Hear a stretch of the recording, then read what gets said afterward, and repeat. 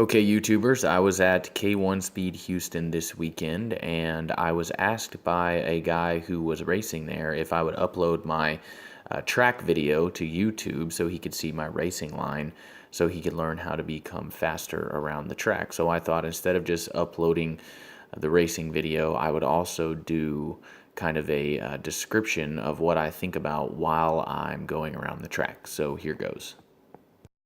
The first thing you want to know about driving a fast lap or trying to set a lap record at K1 speed is that not all of the karts are capable of doing so.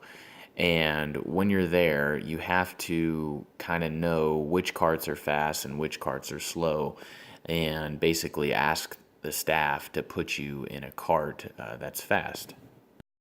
The second thing you want to know is that you have to set yourself up on the track to run a fast lap, especially if there's traffic on the track. So there's a considerable amount of timing that you have to do before attempting to run a fast lap, because the last thing you want is to run a perfect lap and then right at the very end, someone who's going slower is in front of you and breaks your pace and disallows you to run the fastest lap possible.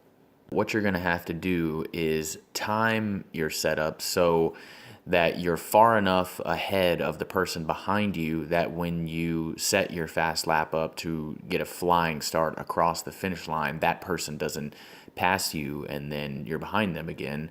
But you also have to not go too early so that you end up catching traffic and then being slowed down by that traffic.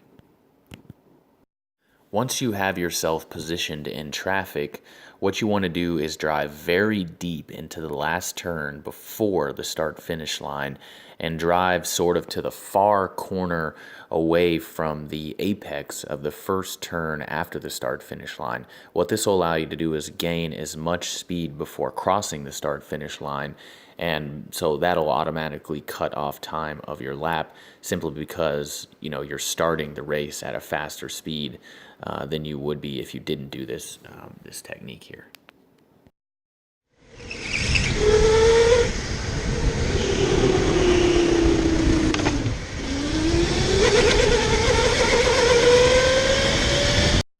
Once you've built up your speed and you've crossed the start-finish line, the driving all the way until the first hairpin is pretty intuitive, and there's not much really to say about the first section. You really just want to stay as tight to each wall as you can, but not so much so that you decrease the speed of your kart. You want to let your kart roll through as much as possible, and you certainly don't want to come off the gas at all. Not in the chicane, nowhere in the first section do you want to come off the gas. And actually, you'll be, coming up to the hairpin, which is the only place that you'll ever touch the brakes on this entire track. But yeah, so the first section, very, very intuitive. Just try to stay tight. You really want to straight line the chicane as much as you possibly can. And you really shouldn't use much steering input as you go through the chicane. The first section is all about letting the kart carry as much speed as possible before you get to the hairpin.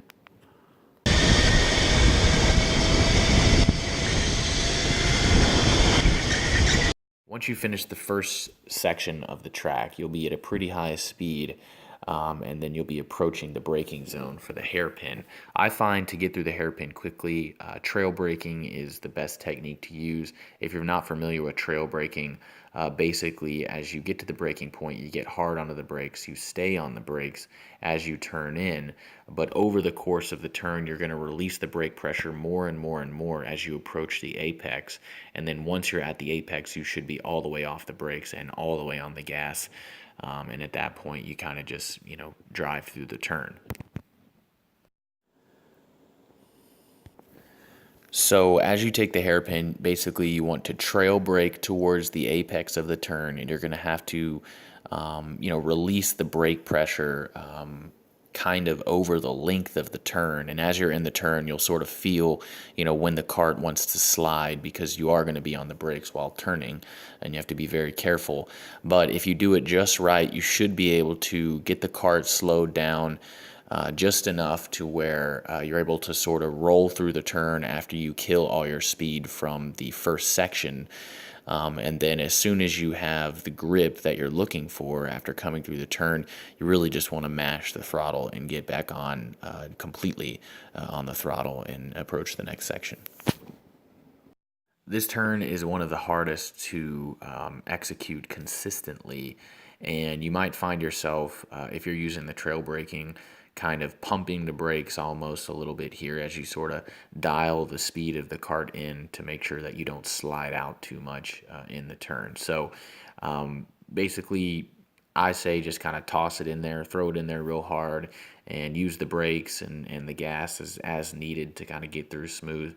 But you really want to try to keep the cart from sliding as much as possible, and be at the apex at the right time so you can kind of let the cart roll through as you get on the gas and accelerate out of the turn. I'm fairly inconsistent, or at least I believe I'm fairly inconsistent, so you'll always find yourself coming through this turn slightly different, and it's all about trying to replicate your technique each time you go through the turn. But inevitably, with the track being so cold because they run the AC indoors, the carts are always going to be kind of slick. Obviously, some of the carts aren't going to drive as well as the others, and even some of the ones that are fast maybe will have handling characteristics that are vastly different from another cart that might be fast. But because you have the top speed, you're able to play that on your lap, and if you drive very carefully, you can use that to advantage. Other ones have a ton of grip, and you can just mash through the turns at high speeds, but those carts I find tend to be slower when you're looking at setting a track record. One final note about the hairpin here, and really the carts in general. When you're coming into this hairpin, it's okay to slide the back end out just a little bit as long as you can get it back in check before you hit the apex. But you don't want to do it so much that it triggers what seems to be some sort of traction control with the carts, where when you're sliding and you get back on the gas, the motor will re-engage very inconsistently. And it kind of makes it hard to get out of the hole after the turn. So much so, sometimes that'll even just stop the cart. So you got to be careful with that. You really don't want to slide too much to where you trigger that traction control, because it really makes it hard to roll through the turn quickly and get back up and accelerated after the turn. For the turn after the hairpin, it is also really intuitive. Really all I can say is once you get out of the turn, the hairpin that is, you want to come back just enough to where you can drive around the nose of the next turn real nice and smooth. There is a tendency for the carts to understeer around this turn pretty noticeably, so you want to just lift off the gas and let the front end of the cart kind of compress as you turn. And that should be enough to keep the front end in check. And then really you just drive through, and once you have the grip again, just full throttle right back on the gas.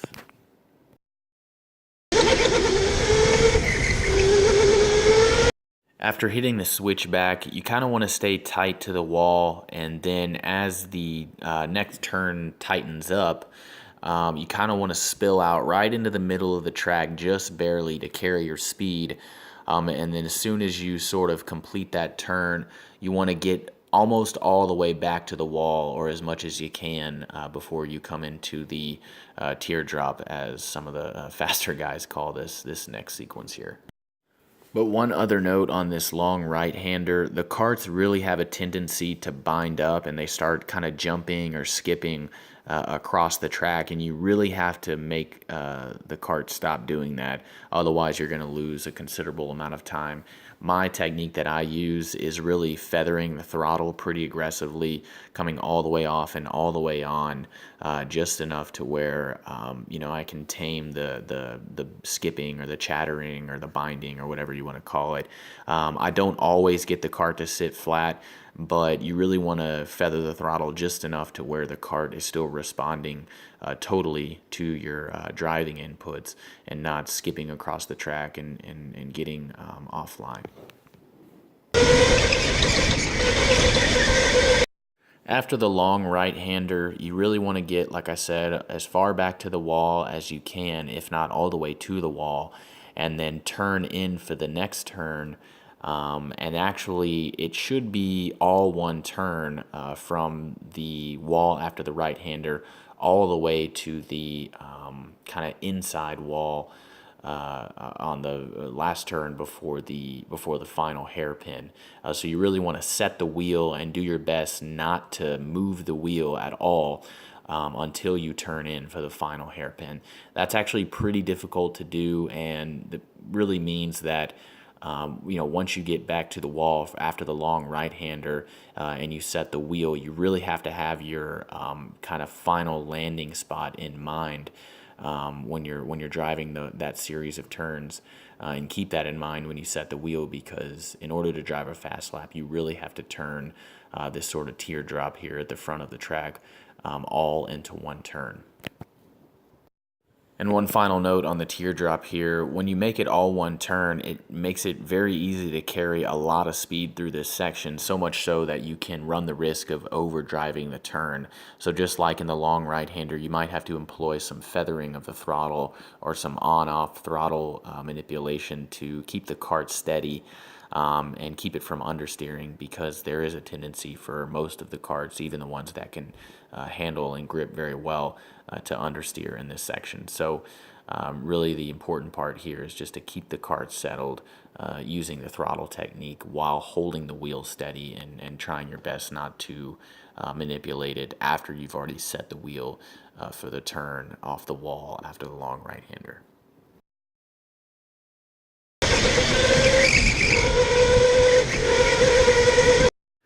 Now you will be at the final turn of the track, which is at the last hairpin before the start-finish line.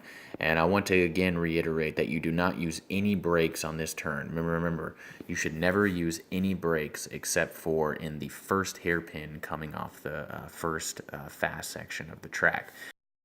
So once you finish the series of turns in the teardrop section, you want to come all the way back to the wall on the inside to your left before turning into the final hairpin before the start-finish line. This is imperative because it gives you a ton of room to get the cart rotated, and it allows you to carry more speed through the hairpin without sliding, because it lets you kind of take a wider angle on the turn. You'll notice most people who drive slowly around this turn will kind of dive bomb the apex and sort of slide out and stop. You want to avoid any sliding in this turn whatsoever, because it will kill your speed and take probably multiple tenths off your time.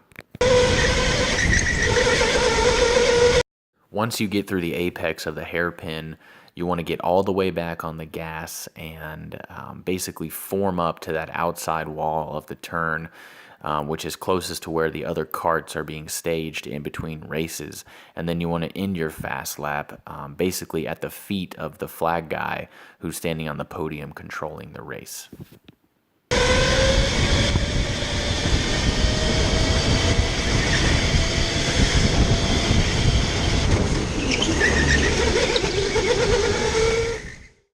That's pretty much it, guys. I'm certainly not the fastest driver on the track. In fact, I know I'm not, because I don't have the track record. I did hold it for 8 hours at one point, and one of the guys that I really compete with a lot up there, he actually came back 8 hours later and beat it the morning after I set it.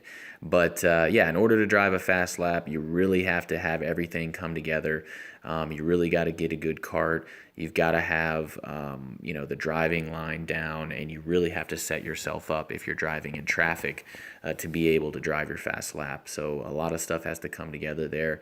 I find a lot of guys in that kind of 22.5, 22.4 range, but if you really want to get down into the 22.2s, 22.1s, 22.0s, everything really does have to come together. So don't be frustrated if you can't get there.